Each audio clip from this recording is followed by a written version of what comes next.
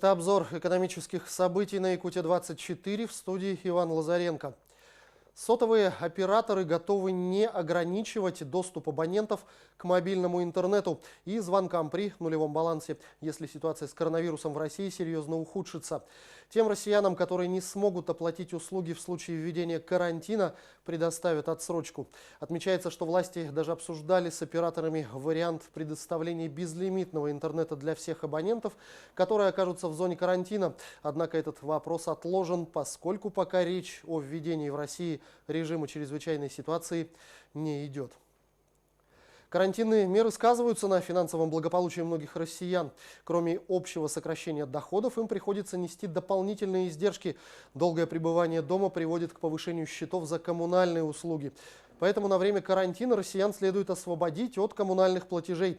Письмо с данным предложением отправлено главе Минстроя Владимиру Якушеву. Освобождение от коммунальных платежей сможет частично помочь гражданам России в сложной экономической ситуации, говорится в письме с просьбой главе Минстроя дать оценку этой инициативы. Тем временем Бюро кредитных историй сообщило о том, что за январь-февраль текущего года наблюдается резкое сокращение выдачи кредитов. Наибольшее сокращение показателей наблюдается в секторе кредитных карт.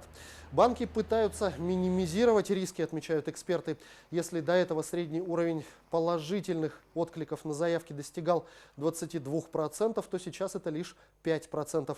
Не стоит сбрасывать со счетов и фактор эмоционального давления, когда на всех без исключения давит ситуация с коронавирусом и вызванным им карантином. Учитывая аналогичный период прошлого года, общее количество выдаваемых карт снизилось на 21%. Размер среднего лимита по кредитке сократился на 14% и стал составлять сумму до 73 тысяч рублей. По мнению экспертов, в марте тенденция будет только усиливаться, а объем выдачи кредитных средств в денежном выражении может резко снизиться на 25-30%. Банк России рекомендовал кредитным организациям ограничить выдачу и прием наличных через банкоматы. По оценкам регулятора, снижение оборота банкнот позволит минимизировать риски распространения коронавируса. При этом эксперты считают, что ситуация вокруг инфекции может спровоцировать заметный рост доли безналичных платежей в России. В настоящий момент 63% операций в розничной торговле уже осуществляются без использования бумажных денег. Аналитики прогнозируют увеличение показателей до 70% в ближайшее время. И к другим новостям. Счета escrow к концу года будут использоваться при возведении 60, а то и 70% новостроек. Такой прогноз дает аналитический центр Дом.рф. Сейчас в России с помощью проектного финансирования строится 30 миллионов квадратных метров жилья, почти 3000 домов на 595 тысяч квартир. По данным портала Наш Дом.рф, это около 30% рынка.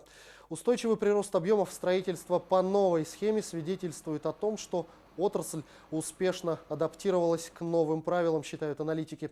По прогнозам, к концу 2020 года объем таких проектов может достигнуть 70% всего рынка.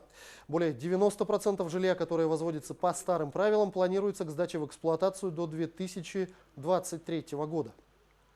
Федерация независимых профсоюзов России выступила с инициативой вывода накопительной части из системы обязательного пенсионного страхования. Свою позицию профсоюзы объясняют тем, что для разных пенсий предусмотрены разные системы выплат. По факту это будет означать то, что мораторий на пенсионные накопления станет постоянным. Также проект предусматривает поблажки по поводу максимального возраста дожития, исходя из которого выплачивается накопительная часть пенсии. Отмечается, что между выплатами по страховой и накопительной пенсии есть потенциальное принципиальное отличие, поэтому последней в системе обязательного пенсионного страхования не место. Также прозвучало заявление, что накопительная часть пенсии может формироваться только на добровольной основе. В этом случае средний размер выплат по старости значительно не изменится. При этом все граждане будут застрахованы одинаково, что в профсоюзах считают справедливым.